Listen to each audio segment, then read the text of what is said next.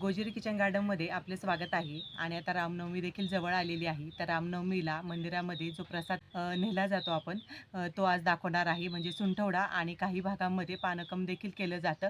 तर ते दोन गोष्टी आपण आज करणार आहोत. चला आता तयारी करूया आपण. तर इथे 1 चमचा ओवा घेतलेला आहे, 1 चमचा धनं घेतलेला आहे आणि सुंठ घेतलेली आहे. आता हे आपल्याला न भाजताच घ्यायचं आहे. म्हणजे ओवा भाजलेला नाही आणि धनं पण भाजलेलं नाही आहे. आता हे आपण बारीक करून घेऊया. आता हे सर्व आपण एकत्रच वाटून घेऊया. सुंठ आपण थोडीशी अशी बारीक करून घेऊया.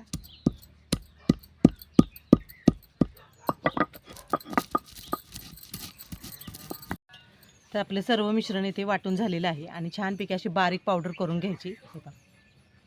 एकदम जरी करून ठेवली ना तरी चालू शकतं, कारण का उन्हाळ्याच्या दिवसांमध्ये एक एक चमचा जरी आपण पाण्यामध्ये टाकून पिला थंडावा जाणवतो शरीरामध्ये. हे पहा छानपैकी अशी पावडर करून घेतलेली आहे आपण. ही पावडर आपण एका वाटीमध्ये काढून ठेवूया. खोबरं घेतलेलं आहे, खोबरं किसून घेतलेलं आहे किंवा मिक्सरला फिरून घेतलं तरी चालू शकतं. आता इथे 1 चमचा आपण जी पावडर केलेली आहे ती टाकून घेऊया. आता आपण मिक्स करून घेऊया थोडीशी.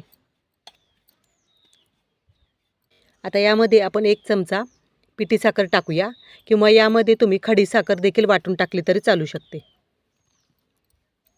आता प्रसाद म्हटलं की थोडा गोडसर जास्त पाहिजे, त्याच्यामुळे आपण इथे थोडीशी 1.5 चमचा आपण साखर वापरलेली आहे. पारंपरिक जे प्रसाद आहे ना सुंठवड्याचा तो अशाच पद्धतीमध्ये केला जातो. विलायची पावडर घेतलेली आहे. तर आपला सुंठवडा इथे तयार झालेला आहे. तर अशाच पद्धतीमध्ये छानपैकी असा पारंपरिकरित्या असा प्रसाद केला जातो रामनवमीला. पानकम बनवण्यासाठी आपण इथे तांब्यामध्ये पाणी घेतलेलं आहे. तर तांब्यामध्ये आपण गूळ टाकून घेऊया. पूर्वीच्या काळी बघा आपण उन्हामधून कुणी जर आलं तर मग गुळखाडा द्यायचं बघा. गुळखाडा म्हणजे गुळ आधी द्यायचे आणि त्यानंतर पाणी द्यायचे. त्याच्यामुळे काय व्हायचं की उन्हाळ्यामध्ये कुणी पण माणूस प्रवासातून आलं की मग गरमी उष्णता निर्माण व्हायची आणि असा गुळखाडा दिल्यामुळे आणि त्यानंतर पाणी दिलं की एक शरीरामध्ये थंडावा जाणवायचा. तर अशाच पद्धतीमध्ये हे पानकम पिल्यानंतर आपल्या शरीरामध्ये थंडावा जाणवतो. तर हा गुळ आपण विरघळून घेऊया.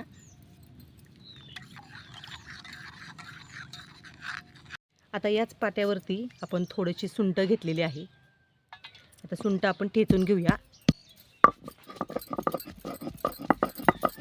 अशी पावडर करून घ्यायची. आता ही वरचं फोलपट आपण काढून टाकूया. 1 विलायची घेतलेली आहे, 1 विलायची, 2 मिरी आणि 1 लवंग घेतलेली आहे. ती देखील आपण बारीक करून घेऊया.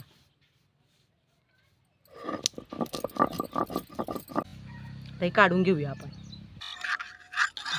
गूळ देखील आपला विरघळला गेला आहे. लवंग, विलायची आणि मिरी बारीक केली होती ती टाकून घेऊया.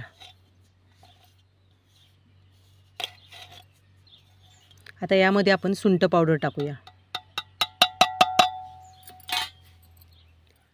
आता मिक्स करून घेऊया आपण. तर दक्षिण भारतामध्ये रामनवमीला सगळ्या मंदिरांमध्ये असा हा पानकमचा प्रसाद म्हणून दिला जातो. आणि ही एरवी देखील आपण उन्हाळ्यामध्ये पिलं तरी चालू शकतं, कारण का शरीरामध्ये भरपूर असा थंडावा जाणवतो आपल्याला हे पिल्यानंतर.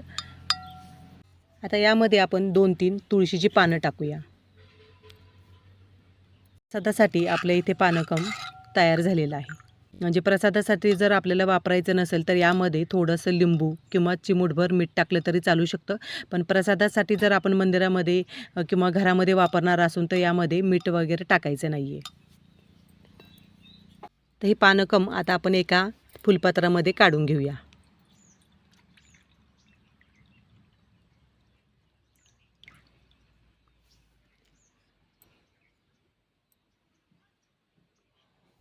प्रसादासाठी आपलं पानकम इथे तयार झालेलं आहे. तुम्ही देखील या रामनवमीला असं पानकम करा. आणि आपलं इथे सुंठवडा देखील तयार झालेला आहे. तर आज केलेलं सुंठवडा आणि आज केलेलं पानकम जर तुम्हाला आवडला असेल तर हा व्हिडिओ जास्तीत जास्त या रामनवमीपर्यंत शेअर करा, लाईक करा आणि सबस्क्राईब करायला विसरू नका. तर चला पुन्हा भेटूया अशाच एका नवीन व्हिडिओमध्ये. तोपर्यंत बाय बाय.